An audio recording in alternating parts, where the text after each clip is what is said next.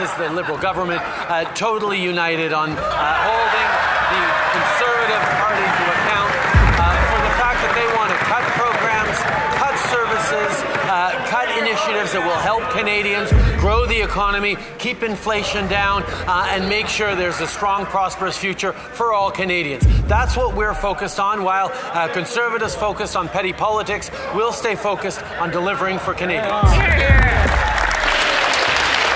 After 9 years of this NDP Liberal Prime Minister, costs up, taxes up, crimes up, and according to 24 Liberal MPs, time is up. This Prime Minister has doubled housing costs, doubled the national debt, given us the worst economy in the G7. He's paralyzed Parliament with a cover-up of corruption, and 2 million people are lined up at food banks, but he cannot fix what he broke because his caucus is revolting. Will he call a carbon tax election today? Speaker, while the Leader of the Opposition is focused on politics, we're focused on delivering for Canadians the things that matter most, whether it's more money in their pockets with the Canada Carbon Rebate, more places at $10 a day childcare right across the country, dental care for seniors and more Canadians of all ages as we move forward to deliver things that are easing pressures on the pocketbooks and building a strong economy for everyone. This is the work that we're doing, that we will continue to do. While the Leader of the Opposition tosses around empty slogans and plays politics, we'll stay focused on the things that matter to Canadians. 24 Liberal MPs went to his caucus today to tell him that he's not worth the crime, cost, or corruption. They wanted to tell him that he's doubled housing costs, doubled the national debt, sent 2 million people to the food banks, but he wouldn't let them. He silenced half of the dissidents. In fact, some were intimidated so much so that even Rosemary Barton, the Prime Minister's favorite journalist, said people don't have phones in the room and some people are going to the bathroom texting us. Mr. Speaker, will the Prime Minister text those dissident Liberal MPs, tell them to come out of the bathroom and tell the whole world that he's not worth the cost? Justin Trudeau is facing growing pressure from within his own party, as several Liberal MPs have urged him to step down. Recent reports indicate that up to 30 Liberal MPs have signed an internal document pushing Trudeau to consider resigning. This comes amid a series of ministers announcing they won't be running in the next election, fueling speculation that some Liberals are losing confidence in Trudeau's leadership. Despite these pressures, Trudeau remains firm in his decision to stay on as leader, even as his approval ratings slip, and the Conservatives, led by Pierre Poilievre, gain ground. Now watch how the tensions in the debate rise even further, keeping the room on edge. Mr. Speaker, in our caucus, people have always been free to speak their mind and have different perspectives. What is interesting, Mr. Speaker, is nobody in the Conservative caucus seems to have spoken out when one of their members got an all-expenses-paid trip to an extreme anti-abortion church in Florida. Nobody spoke out. Well, one of the members on their front bench went and dined with white nationalists, far-right German nationalists, and nobody spoke up and is continuing to speak up when their leader refuses to get a security clearance so he can deal with foreign interference. Why is the leader of the Conservative Party not getting a security clearance? Because this Prime Minister will not gag me the way he's gagging his 24...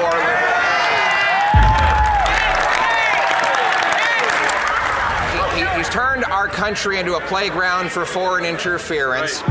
He's unleashed crime, chaos on our streets, and corruption inside our government. My question, which he's erratically trying to avoid, is why does he keep covering up the criminal evidence in a $400 million green slush fund scandal? Why?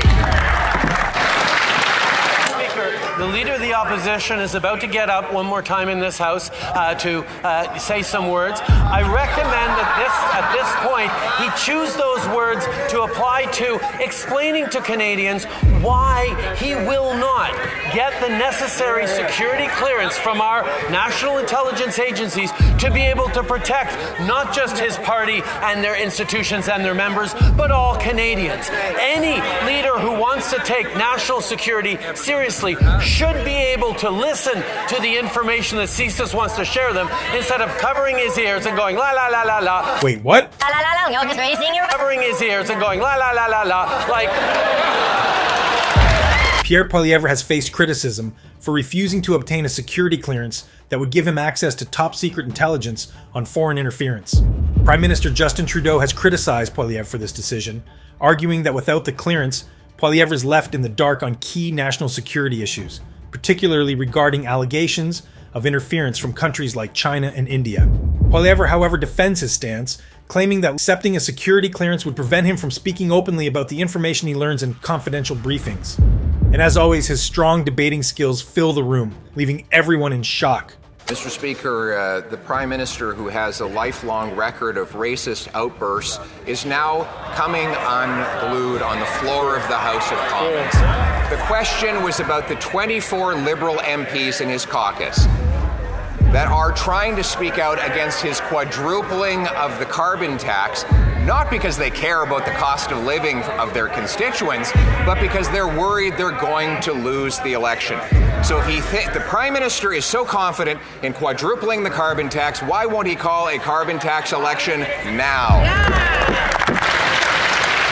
Mr. Speaker, our price on pollution not only decreases emissions and helps fight climate change, but it grows the economy and investments, and it puts more money in the pockets of middle-class Canadians from coast to coast to coast. Indeed, Mr. Speaker, what we've seen from the Parliamentary Budget Officer is the Canada Carbon Rebate puts more money back in the pockets of Canadian families than it costs them in the federal price on pollution. And that is exactly what the Leader of the Opposition wants to cut. He wants to cut affordability for Canadians. He wants to cut the fight against climate change. That's not how you build a strong future. You want to cut taxes and housing costs. Now, on that subject, the Prime Minister created a $4 billion so-called housing accelerator that gave hundreds of millions of dollars to big city politicians across the country. Toronto got the money, and construction went down 20%. Winnipeg got the money, construction went down 15%. Vancouver got the money, construction went down 19%. Ottawa got the money, construction went down 10%. Mr. Speaker, when I was the housing minister, we built 194,000 homes. Why won't he follow my common sense example? The member opposite was Stephen Harper's failed housing minister. He built 6 affordable housing units across the country. So we'll take no lessons from them on housing. They would rather pick fights rather than invest in the kinds of changes that are improving density and zoning, using public lands, accelerating red tape so that people can get more affordable housing built quicker right across the country. It takes actions and investments to build up this country. That's exactly what we're doing in responsible ways. All he's offering is fights with the provinces and municipalities and cuts to services Canadians rely on. Mr. Speaker, he just accidentally told the truth. He said he's accelerating red tape. He sure is doing that, but he's not accelerating his math lessons. He's always admitted that he's been bad with numbers. I have the documents from Stats Canada's website, that's part of his government, that shows that in 2015, there were 194,461,000 housing completions, and the average rent was only $973 for a one-bedroom, half of what it is today. Given that I delivered so many affordable homes, why won't the Prime Minister follow my common sense plan to build the homes, not the bureaucracy?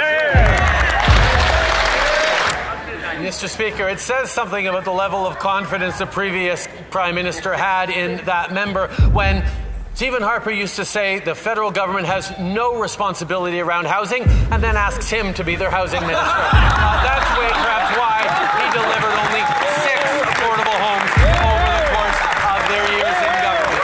The reality is, Mr. Speaker, we have stepped up to invest in densification, in cutting red tape, in creating more housing starts right across the country, working with municipalities and provinces to solve this housing crisis, while all he offers is cuts and breaks to wealthy landlords. Mr. Speaker, it is this Liberal Prime Minister that said a year ago that the federal government has no responsibility for housing. Of course, he said that after he had completed the doubling of housing costs. And then, speaking of housing ministers, he went on to point the guy who had lost track of 1 million people coming into the country, who had allowed a 300% increase in population growth against the warnings about housing from his own department. Tomorrow, the Prime Minister plans to reverse and swallow himself whole on immigration. Will he complete the job by firing his housing minister?